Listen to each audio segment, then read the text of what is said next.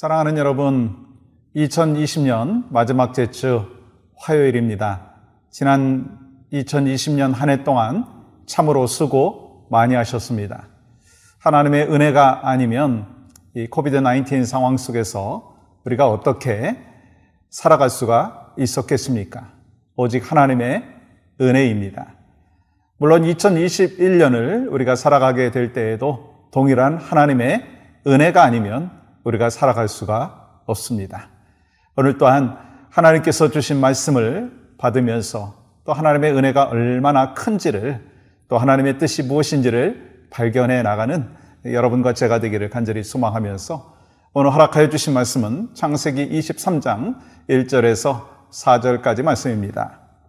사라가 127세를 살았으니 이것이 곧 사라가 누린 횟수라.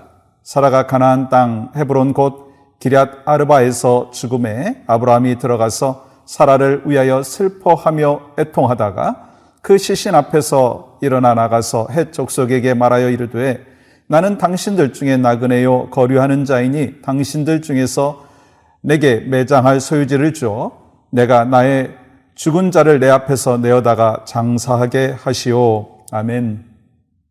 세계 인구가 약 79억이라고 하는 통계가 있습니다.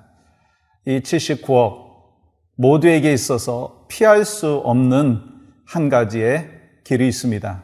그것은 바로 죽음이라고 하는 것이죠. 그래서 성경에서도 죽음이라고 하는 것을 피할 수 없다고 말씀하고 있습니다. 히브리서 9장 27절은 이렇게 기록합니다. 한 번 죽는 것은 사람에게 정해진 것이요. 오늘 본문에도 마찬가지입니다. 영원히 죽지 않을 것 같았던 사라도요, 늙어서 죽었습니다.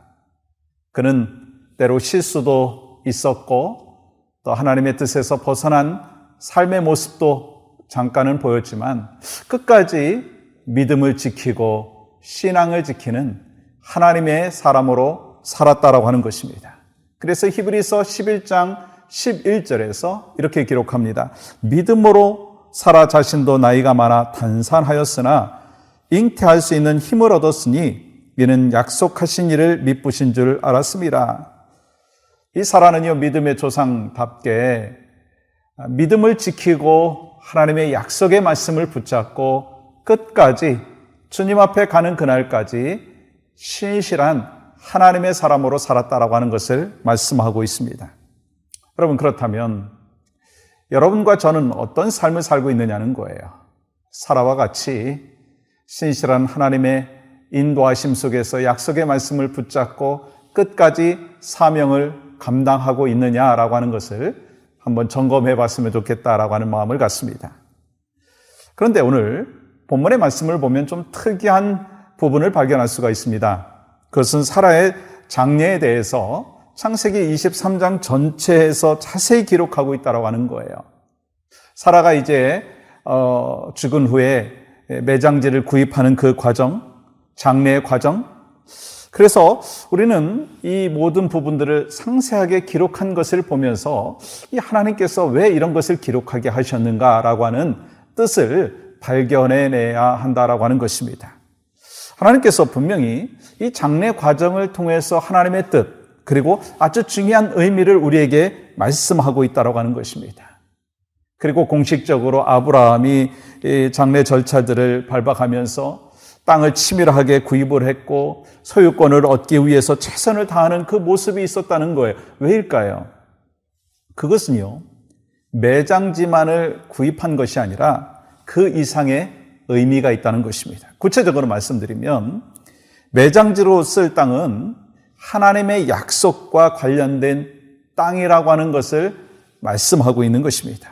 지금 아브라함은 땅 한 평도 갖고 있지 아니하지만 아브라함은 그 땅이 하나님께서 기업으로 주신 땅이라고 하는 믿음이 있었습니다. 약속의 말씀을 붙잡고 있다라고 하는 것입니다. 창세기 13장의 말씀해 보시면 분명히 하나님께서 약속해 주셨어요. 가나안 땅을 아브라함에게, 이스라엘 민족에게 주시겠다고 약속하여 주셨습니다. 그래서 아브라함은 지금은 비록 땅 한 평도 없는 것 현실이지만 그 약속의 말씀을 믿고 또 후손들을 위해서, 후대를 위해서 엄청난 돈을 지불하고 있는 것을 볼 수가 있습니다. 사실은 방금 얼마 전까지만 해도 이 아브라함이 약속의 말씀을 믿고 신뢰하면서 이 기다리지 못한 모습도 분명히 있었습니다. 그런데 지금은 400년 후에 그 다음 세대를 위해서 엄청난 대가를 지불하고 있다는 거예요. 왜 그랬을까요? 약속의 말씀을 붙잡고 있는 믿음의 성숙이 있다라고 하는 것을 보여주고 있습니다. 여러분, 이렇게 믿음이라고 하는 것은요, 작은 것을 크게 볼 수 있다라고 하는 것입니다. 믿음이라고 하는 것은요, 겨자씨만 하지만 결국은 그 겨자씨가 자라가지고 그늘을 만든다라고 하는 것입니다. 30배, 60배, 100배의 열매를 맺게끔 허락하여 주신다는 것입니다. 그것이 바로 아브라함에게 허락하여 주셨던 믿음이었고 여러분과 저에게 필요한 믿음이라는 거예요. 그 근원이 어디서부터 나왔습니까? 이미 허락하여 주신 그 약속의 말씀을 끝까지 붙잡고 있다는 거예요. 그렇습니다. 사실 인간적으로 생각해 보면 아브라함은 사라가 죽고 그래서 절망할 수도 있었습니다. 그런데 아브라함은 그 약속의 말씀을 신뢰하면서 대가를 지불하면서 절차를 밟아가면서 400년 후에 있을 후대를 위해서 값을 지불하는 그러한 삶의 모습이 있는 것을 볼 수가 있습니다. 저는 이 모습이 바로 이 아브라함의 믿음이었는데, 약속의 말씀을 믿는 믿음이었는데, 그것이 어디서부터 나왔는가? 하나님의 마스터 플랜을 볼 줄 아는 눈이 있었다라고 하는 것입니다.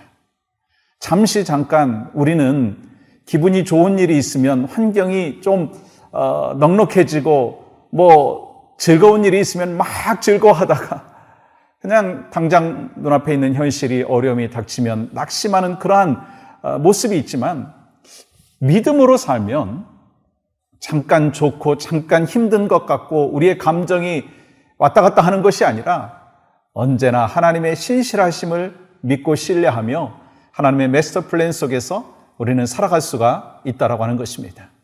우리가 2020년 살아오시면서 많은 어려움들이 있었습니다. 지금도 사실은 그 어려움들이 있습니다. 그런데 이 어려움이 있을 때 우리는 다 끝난 것 같다라고 생각을 할 수 있습니다. 그러나 그렇지 않습니다. 팬데믹의 이 상황, 코비드-19의 이 상황도 하나님의 전체 마스터 플랜 속에 담겨져 있다는 것입니다. 이때 우리는 어떻게 살아야 되겠어요? 하나님의 약속의 말씀을 아브라함과 같이 끝까지 붙잡고 내 후손들을 위해서, 다음 세대를 위해서 어떻게 내가 살아야 될지 하나님의 마스터 플랜을 경험하면서 또한 믿으면서 더욱더 주님의 인도하심을 신뢰하고 하루하루 살아가기를 간절히 소망합니다. 2020년 힘든 한 해였다면 또 2021년도 그러한 한 해가 될 수 있습니다. 환경적으로 그럴 수가 있습니다. 그러나 중요한 것은요, 어떤 상황 속에서도 신실하신 하나님, 우리의 인생의 마스터 플랜을 갖고 계시면서 선하게 인도하여 주시는 하나님, 그 하나님을 신뢰하고 그 신뢰함으로 인하여서 우리의 믿음이 더 견고해지고 이 하나님 앞에 영광과 기쁨을 올려드리는 축복의 바로 2020년 마무리가 되시고 또 2021년을 준비하시는 여러분과 저희 삶이 되기를 간절히 소망합니다. 기도하겠습니다. 하나님 감사합니다. 오늘 또 우리에게 주신 말씀 따라서 주님 앞에 가는 그날까지, 주님께서 우리에게 생명 주시는 그날까지 약속의 말씀을 붙잡고 살아가는 아브라함과 사라와 같은 믿음을 더하여 주시옵소서. 예수님의 이름으로 기도하옵나이다. 아멘.